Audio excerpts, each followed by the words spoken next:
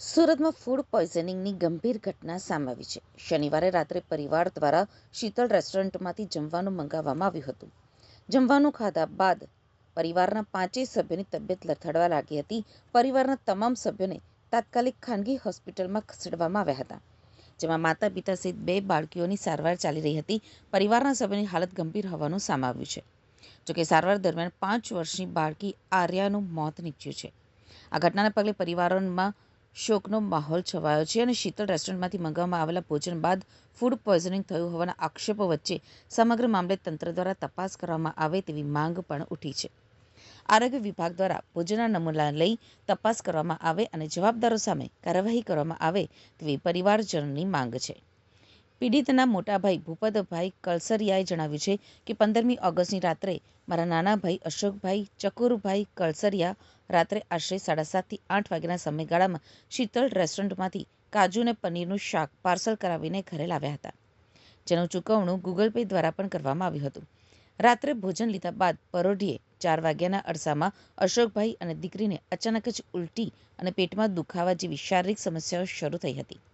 શરૂઆતમાં રવિવારે family doctor પાસે પ્રાથમિક સારવાર મેળવી બોટલ ચડાવવામાં પણ આવી હતી, પરંતુ સોમવાર સુધીમાં સ્થિતિ વધુ નાજુક બનતા પરિવારના તમામ સભ્યોને હોસ્પિટલમાં ભરતી કરવા પડ્યા હતા. હાલમાં દીકરીના પપ્પા, તેમની પત્ની અને 2 નાની દીકરી સહિત 4 સભ્યો હોસ્પિટલમાં સારવાર હેઠળ છે, જેમાં એક બાળકીની સ્થિતિ ગંભીર હોવાનું જણાવાઈ રહ્યું છે.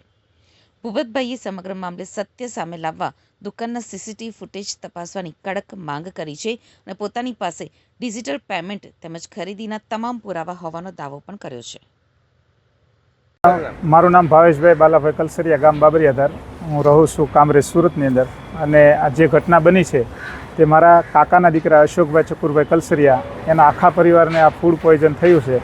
શીતલ રેસ્ટોરન્ટની અંદર જે ઈસરકુપામાં આવેલું છે ત્યાંથી 15 તારીખે સાંજે 2 શાક લઈ આવેલા અને ઘરે જમ્યા.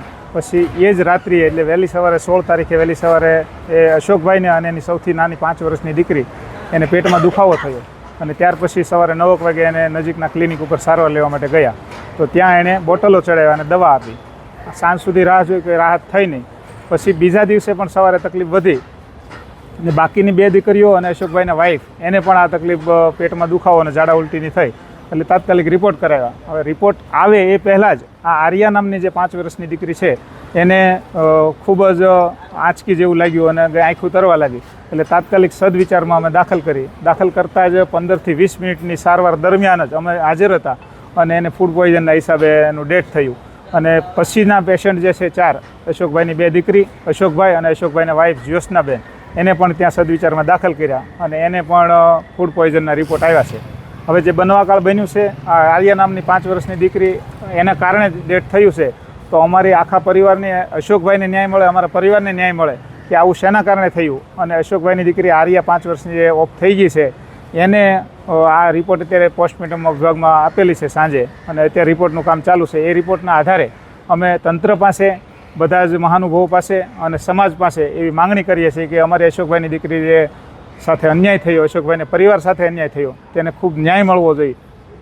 જે ઘટતું ઘટતું હોય તંત્રને અપીલ કરીએ છીએ. અને અશોકભાઈના વાઈફ ગણીએ તો ગઈકાલે સિરિયસ હતા. જ્યારે એને આ ખબર પડી કે આવું થયું છે તો એ પણ અત્યારે હાલ સિરિયસ છે અને 4 પેશન્ટ સદવિચાર મુક્તિધામના ઢાળ પાસે હોસ્પિટલ છે તેમાં એડમિટ છે. હવે અમે અહીંથી ડેડ બોડી લઈ જઈએ પછી પણ એ જ્યોત્સનાબેનની શું હાલત થાય એ અમે કહી શકતા નથી. આવી ગંભીર પરિસ્થિતિની અંદર એ અત્યારે 4 પેશન્ટ ત્યાં દાખલ છે અને ફૂડ પોઈઝનના હિસાબે પ્રાથમિકતાના આધારે અમે કહીએ છીએ કે આવું થયું છે. તો આને યોગ્ય ન્યાય મળવો જોઈએ. જે કાંઈ કાર્યવાહી કરતી ખોટતી કરવાની થાય તે તંત્રને અમે અપીલ કરીએ છીએ અને મીડિયાને પણ અપીલ કરીએ છીએ કે આમાં અમને ન્યાય